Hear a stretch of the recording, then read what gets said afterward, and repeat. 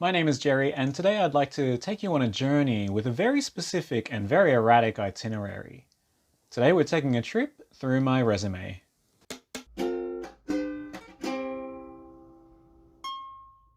Starting in 2007, I was studying a Bachelor of Science in Marine Biology at what is fondly referred to as the second ugliest building in Sydney. Around this time, 10 years ago, I moved to Hawaii to complete part of my studies there as an international exchange student. Waikiki was my home for a semester. It was my first taste of living abroad, and I absolutely fell in love with it. The experience sparked within me a passion for international travel that surged through every fibre of my being. Back in Australia, I returned to my old part-time job selling tickets at Sydney's premier amusement park, where I'd already worked for a few years before I moved to Hawaii. For a while, I was looking for marine biologist jobs in Sydney, across New South Wales, the entire coastline of Australia, and eventually overseas.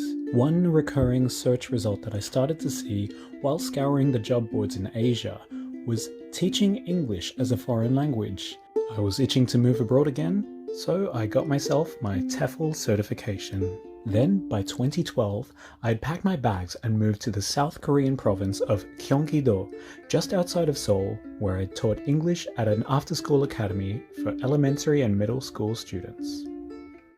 After 2.5 years and a couple of mini trips, I came back to Australia to join the country's leading travel agency. With this job, I was able to knock a huge number of countries off my list, but I was really missing that exhilarating feeling I could only get from living abroad. I had my sights set on Europe since before I even left Korea, and with my Dutch passport in hand, I made the biggest move of my life. For many months, I was out of work and going crazy, until an opportunity popped up to volunteer at a rescue centre for exotic mammals in the Netherlands. I committed 4 to 5 days a week for a month before getting a front desk job at an immaculate hotel near Amsterdam Airport. This was the shortest employment period that I ever had, but I don't want to ignore it because that would also mean ignoring some really important life lessons that I learned there. And what's life without learning from the challenges that we've faced along the way? So I went back to volunteer at the rescue centre. I worked very hard at it, again for 4 days a week, until I was rewarded with a temporary contract to cover a colleague's unpaid leave. I loved that job so much that I continued to volunteer for another year after that contract ended, this time, however, at their site in Spain. Signing up to volunteer for an entire year was a huge challenge, especially financially, but it was still one of the most memorable times of my life. Although I enjoyed Spain a lot, it was time to come back to the Netherlands where, you guessed it, I volunteered yet again at the rescue centre. I was doing this for a couple more months with the idea that I might get a job at a zoo in either the Netherlands or back in Australia, but at some point my money was running out, so I took the first job that I could get, which was in a restaurant very close to where I was living. Initially I was washing dishes and boy did I make them sparkle. But within a short amount of time and with a positive attitude towards learning, I worked my way into the kitchen, cooking pastas and eventually also getting hands-on with the pizzas. I must acknowledge that this was never a job I could have pictured myself doing 5 or 6 years ago, but in the end I really enjoyed it. The atmosphere, the food, learning so many new things, the free drinks at the end of every night. It was all going really well. And then the world changed.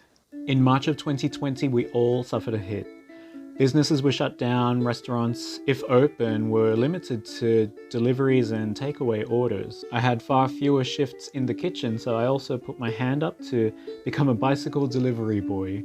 I spent some of my unexpected free time volunteering, at first back at the rescue centre, but eventually also with a team of hygienists tasked with disinfecting the public spaces around the city in exchange for €5 an hour and free lunches. This was probably the busiest period of my life trying to juggle 3 different roles at once.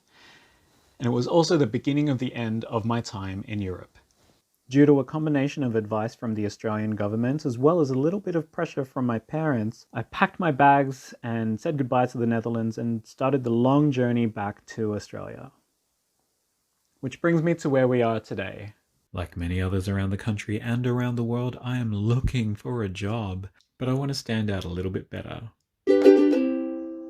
So if you're looking to hire someone who's passionate, well-traveled, creative, and has a lot to offer, look no further. You'll remember the experience and you'll remember the name.